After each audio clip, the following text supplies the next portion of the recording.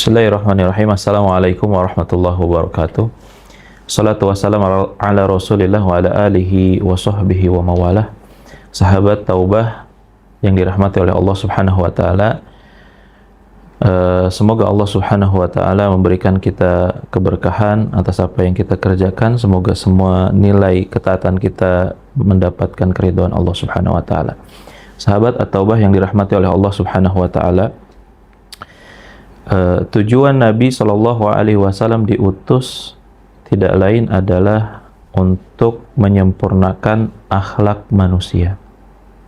Berarti ketika saat Nabi Shallallahu Alaihi Wasallam diutus, tugasnya adalah menyempurnakan akhlak. Sebagaimana apa yang disampaikan oleh Nabi, "Anna bu'istu liutammima makarimal akhlak."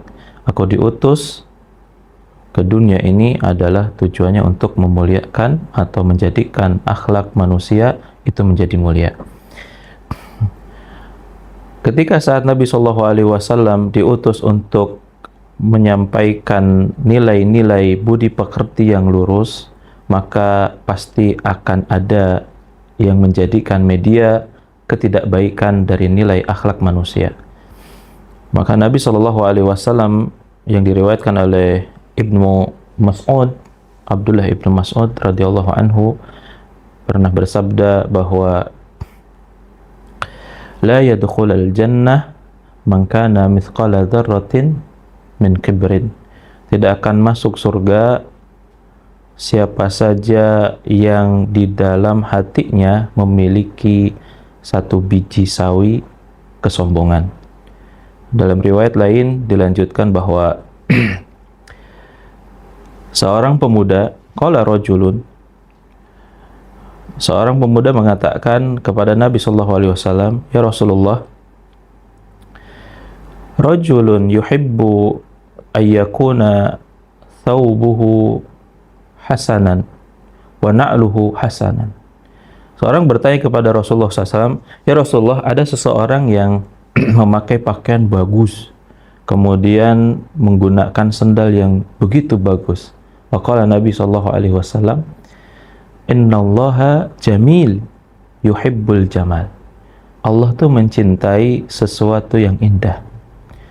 Lalu kemudian Nabi Shallallahu Alaihi Wasallam menyampaikan, "Al-kibr batarul haq wa ghamtun nas."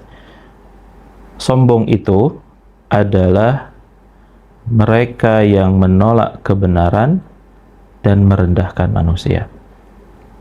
Dan inilah salah satu tabiat diantaranya Nabi Shallallahu Alaihi Wasallam diutus, menyempurnakan akhlak bagi perilaku manusia yang memiliki sifat sombong. Dalam hadis ini banyak faedah yang bisa kita ambil. Salah satu diantaranya adalah yang dimaksud dengan la yadkhulul jannah. Para ulama mengatakan, maka maknailah dengan makna yang sesungguhnya, tidak akan masuk surga bagi pelaku orang yang sombong, karena itu sebagai ancaman dan peringatan. Terus yang kedua adalah tidak akan masuk surga bagi mereka yang memiliki sifat sombong, namun dia masuk kepada kategori pencucian dosa. Kemudian yang ketiga adalah orang yang sombong, yang menolak kebenaran, dia sama sekali tidak akan mendapatkan surga. Dan ini adalah sebagaimana yang disampaikan oleh para ulama, mereka adalah orang-orang kafir.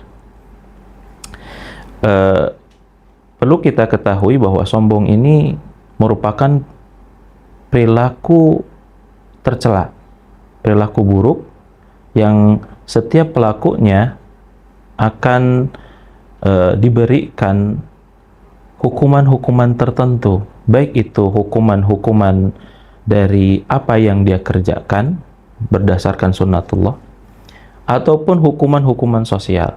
Banyak kisah di dalam Al-Quran menyertai hal tersebut. Para ulama menyebutkan bahwa sebab-sebab, di antara sebab-sebab, berarti banyak sebab-sebab, di antara sebab-sebab seorang itu sudah dikategorikan sombong itu ada 4 saja. Yang pertama, ziyadatul mal. Sebagaimana kita tahu bahwa di dalam Al-Quran, orang yang sombong dari kepemilikan harta disebut dengan bagho. Siapa pelakunya? Qarun. Dia merasa bahwa hartanya itu atas dasar kristalisasi keringat dia. yang kemudian dia menelantarkan rezeki itu datang dari Allah, ataupun harta itu adalah titipan dari Allah Subhanahu wa taala, lalu dia membesarkan hati, bahkan merendahkan semua orang-orang yang tidak bekerja keras seperti apa yang dia lakukan. Kemudian yang kedua adalah ziyadatul mansib, kesombongan yang ketika saat dia mendapatkan kedudukan.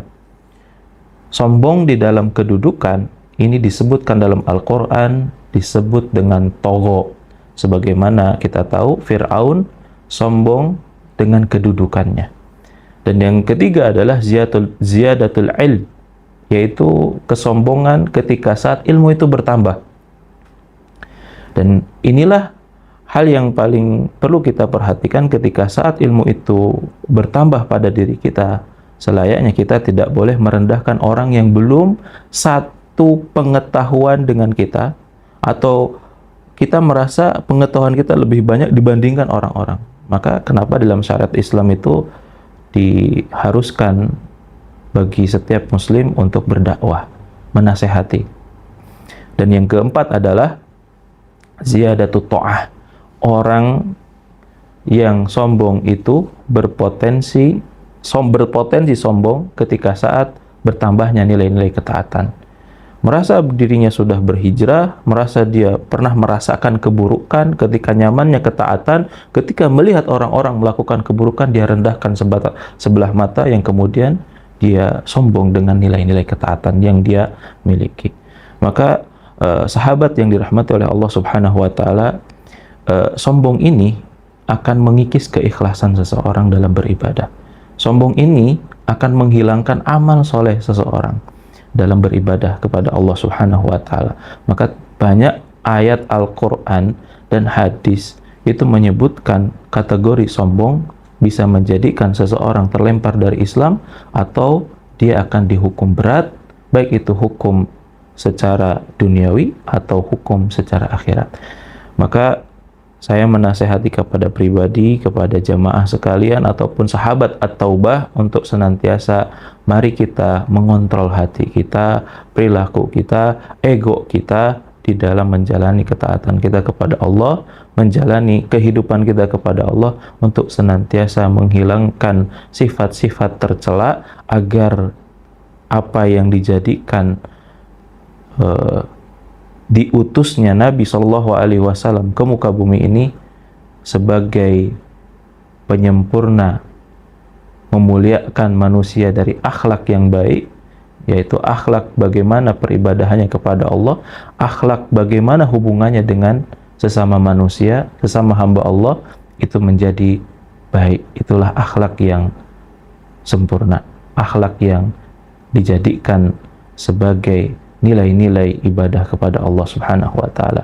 Semoga kita termasuk orang-orang yang senantiasa tawaddu, semoga kita menjadi orang-orang yang senantiasa bisa memperbaiki diri, mutatahhirin, karena itulah yang dicintai oleh Allah, bukan menjadi orang yang mutakabbirin, orang-orang yang membanggakan diri, orang-orang yang meninggikan diri, dan orang-orang yang menolak semua kebenaran dari Allah Subhanahu wa taala, ataupun dari Nabi sallallahu alaihi wasallam, ataupun para pewaris Nabi sallallahu alaihi wasallam, ataupun orang-orang yang berada di jalur kebaikan, orang-orang saleh, dan juga orang-orang yang berjuang di dalam agama ini. Aqulu qouli hadza astaghfirullah li wa lakum innahu wal ghafurur rahim. Assalamualaikum warahmatullahi wabarakatuh.